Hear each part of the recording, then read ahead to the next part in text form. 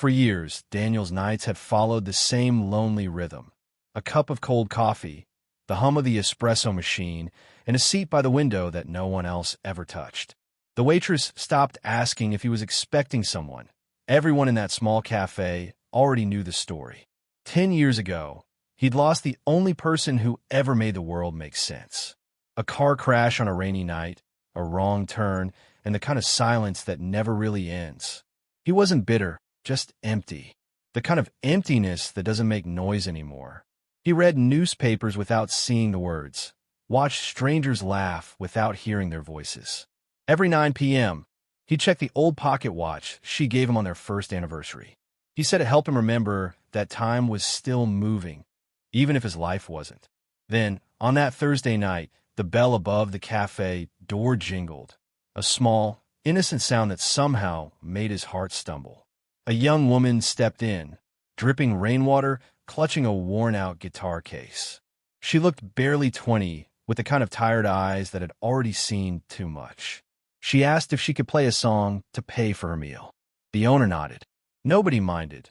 This cafe had seen plenty of broken souls trying to trade music for dinner. But when she started singing, that song, time itself seemed to hold its breath. The words floated softly through the air, "Meet me where the lights forget to shine." It was her song. The one his wife, Elena, used to hum while cooking, while folding his shirts, while teasing him about never learning to dance. Daniel froze. The cup slipped from his hand and shattered on the floor. For a second, he couldn't tell if he was awake or dreaming. Every note was identical. Every pause, every trembling whisper. His throat tightened, his pulse racing faster than it had in years. When the girl finished, the cafe clapped politely, unaware that someone's entire world had just shifted. He stood up slowly, walked toward her like a man chasing a ghost. "Excuse me," he said, voice trembling. "Where did you learn that song?" She looked surprised. "My mom used to sing it when I was little," she said with a faint smile. She told me it was written for someone she loved, but never got to say goodbye to. Daniel's knees nearly gave way. For the first time in a decade, he whispered his wife's name out loud. Elena. For a few long seconds, the cafe fell away. The sound of rain outside, the clinking of cups, it all vanished. Daniel could only hear the echo of that name in his own head. Elena. The girl tilted her head, confused by the sudden silence. "You said your mother sang that song?" he asked, trying to keep his voice steady. She nodded slowly. "Yeah, she used to hum it every night before I fell asleep. Said it helped her remember someone who once made her feel alive." Daniel's lips parted, but no words came out. He could feel his pulse pounding in his neck, his hands trembling. What was your mother's name?" The girl hesitated. Her name was Elena. Elena Mendez. The sound of that surname hit him like thunder. His vision blurred. It couldn't be. Elena Mendez was gone. He'd buried her himself, stood by her grave. He remembered the rain, the cold marble, the endless condolences that felt more like noise than comfort. I'm sorry," he whispered, backing away a step. "That can't be possible. She died 10 years ago." The girl frowned. That's what she wanted people to think. Daniel froze. "What do you mean?" The girl looked around nervously, lowering her voice. "She left me this." She opened her guitar case and pulled out a faded envelope. The paper yellowed with time. "She told me to give it to a man named Daniel if I ever met him. Said I'd know who he was because he'd still be waiting." His throat closed up completely. His hand shook as he took the envelope. The handwriting on it was unmistakable. The same looping letters, the same little heart she used to draw beside her name. Elena. He tore it open with trembling fingers. Inside was a letter, written in blue ink that had bled slightly from age. "My love, if you're reading this, it means the world was cruel enough to bring my past and present together again. I'm sorry. I never meant to leave you in pain. The accident that night wasn't what it seemed. There were people after me, and I couldn't let them find you too. I had to disappear to keep you alive." Daniel's breath caught. The words blurred behind a flood of tears. "I raised our daughter with the only thing I had left, your memory. If she ever finds you, Please tell her that her mother never stopped loving you, and that every song she sings was written for you. He looked up at the girl, his voice barely a whisper. Our daughter. The young woman blinked, confused. What did you say? Daniel took a shaky step closer. You said your mother's name was Elena Mendez. That's my wife's name, which means... The realization hit them both at the same time. Her lips parted, tears welling up. You're saying you're my father? Daniel nodded, his body trembling. I think I am. The girl's guitar slipped from her hand and hit the floor with a dull thud. For a moment, neither of them spoke. Then, she did the one thing Daniel had forgotten how to expect. She stepped forward and hugged him. Tight, like someone trying to fill 10 years of emptiness in a single moment. They stayed locked in that embrace for what felt like forever. The cafe had gone silent. Even the waitress behind the counter stopped pretending not to listen. The rain outside tapped gently against the window, as if the whole world had paused to watch something sacred unfold. When they finally pulled apart, Daniel could hardly breathe. He studied the girl's face, the shape of her jaw, the faint dimple on her left cheek. It was like looking at a younger version of Elena. The same spark, the same quiet sadness behind the eyes. What's your name? He whispered. Leah, she said softly. Mom named me after her favorite song, Melodia, said it meant something special. Daniel smiled weakly through his tears.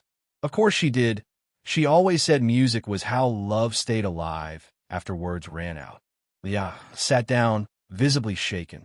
I don't understand, she said. If you're really my father, why didn't you ever look for me? His heart cracked at the question. I did, he said, voice breaking. Every day for 10 years. I searched hospitals, called police, even went back to the spot where the accident happened. They told me she didn't make it. Leah looked down, gripping the edges of her jacket. She almost didn't. She was in a coma for weeks. When she woke up, she said everyone believed she was gone. A friend helped her move to another city. She said she couldn't risk being found. Daniel swallowed hard. Risk? From who? Leah hesitated, glancing around like someone about to break a promise. She never told me everything, just that she got mixed up in something before I was born. Something dangerous.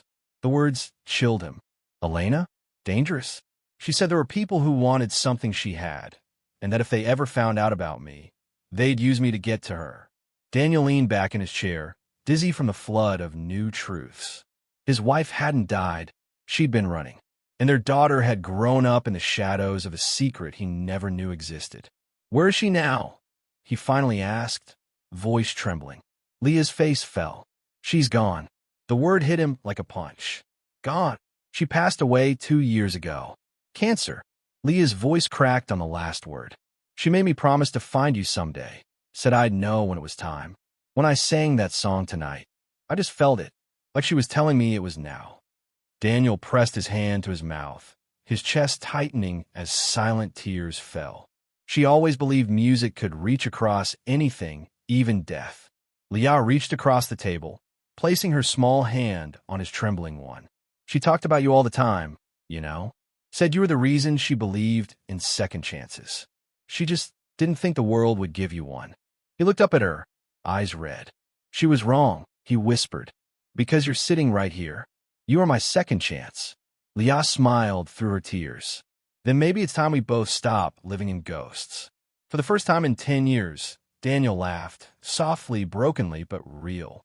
The kind of laugh that comes after years of silence. You sound just like her when you say things like that. She used to tell me I got her stubbornness from her, and her hope from you. He chuckled, shaking his head. That sounds exactly like something she'd say. Outside, the rain had stopped. The clouds parted just enough to let a weak sliver of moonlight shine through the window.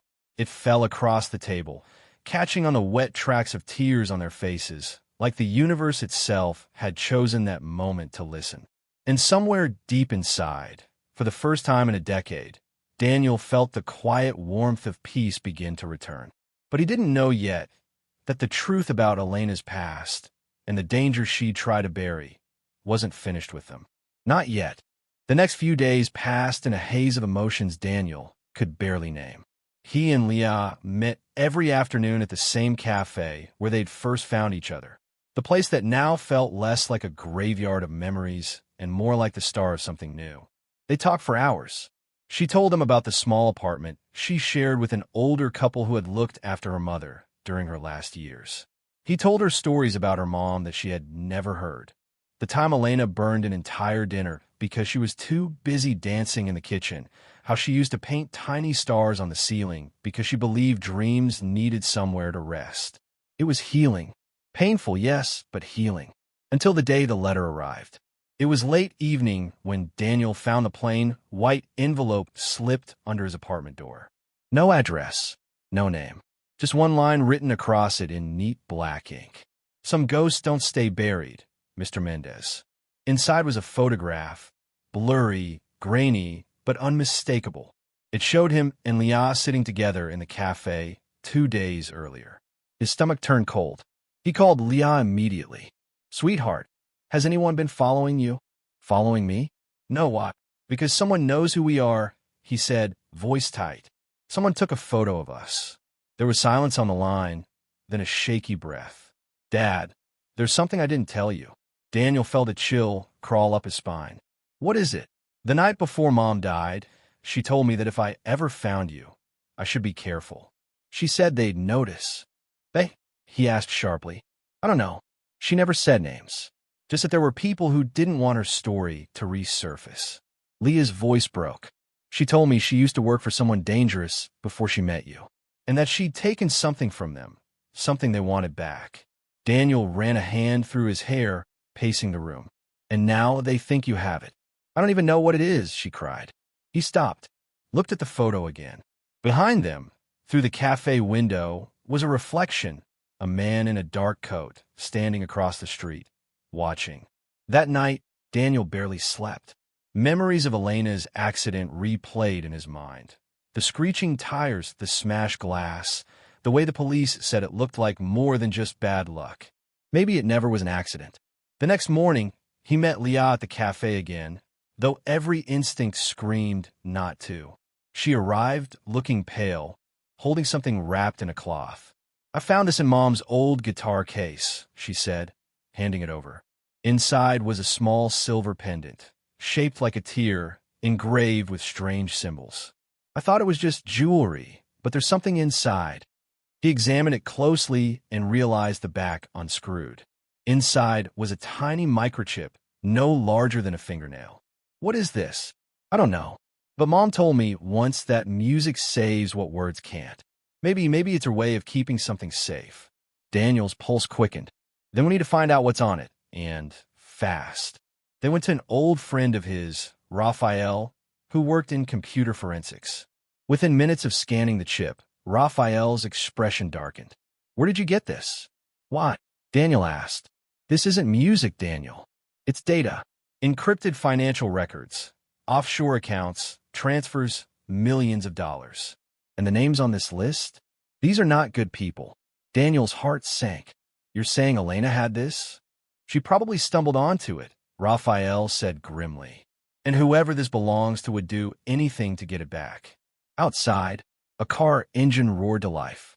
Daniel turned just in time to see headlights flash through the office window. Raphael shouted, "Get down!" The glass shattered. A bullet tore through the blinds, hitting the wall inches from Leah's head. They dove to the floor as tires screeched and the car sped off into the night. For a few seconds, only the sound of their breathing filled the room. Daniel turned to his daughter, voice shaking. "We're not safe here." Leah nodded, tears streaking her face. "What do we do now?" He looked down at the pendant, then at her, the only piece of Elena he had left. "We do what your mother did," he said quietly. "We run." But this time, he wasn't running to hide. He was running to end it. And as they disappeared into the rain-soaked streets, clutching the pendant that had cost Elena her life, neither of them noticed the figure watching from across the road. Phone pressed to his ear, whispering, "They've got the chip. Tell her it's time." They drove all night, chasing the edge of dawn through empty highways. The rain had stopped, but the road still gleamed like silver under the rising sun. Daniel's knuckles were white on the steering wheel, his mind racing faster than the car. Leah sat beside him, clutching the pendant like it was the last piece of her mother left in the world. By mid-morning, they reached the old countryside house Daniel's parents had once owned. It was quiet, forgotten, the kind of place no one would think to look. As they stepped inside, Leah turned to him. "Dad," she whispered, "do you think Mom knew this would happen?"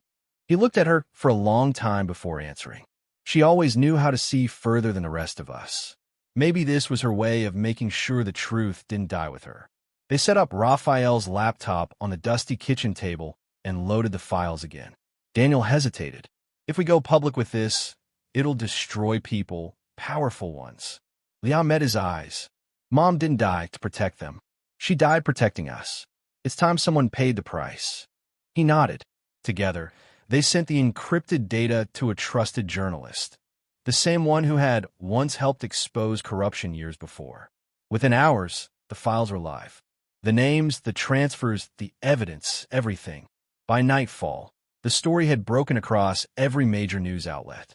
"Corporate scandal exposes billion-dollar laundering network," the headline screamed. Warrants were issued. Arrests followed. The shadow that had haunted their family for a decade finally had a name and a face. When it was over, Daniel and Leah sat outside on the porch as the first stars began to appear. For a long time, they didn't speak. They didn't need to. The wind carried the faint sound of crickets, and somewhere in the distance, a nightingale sang. Leah smiled faintly. "She liked this place," she said. "She always loved the quiet," Daniel replied. Leah took out her guitar, the same one her mother had carried all those years, and began to play softly. The melody was gentle, familiar. The song that had started it all. Daniel closed his eyes. The ache in his chest didn't vanish, but it changed. It softened, turning into something warm, something whole. For the first time in 10 years, the silence didn't feel empty. When the song ended, Leah looked up at him. "Do you think she can hear us?" Daniel smiled, tears glimmering in his eyes. "No," he whispered. "I know she can." A soft wind rustled through the trees, brushing against their faces like a kiss carried from somewhere beyond the stars. And for the first time since losing Elena, Daniel finally felt what she had always promised him he'd find again. Peace.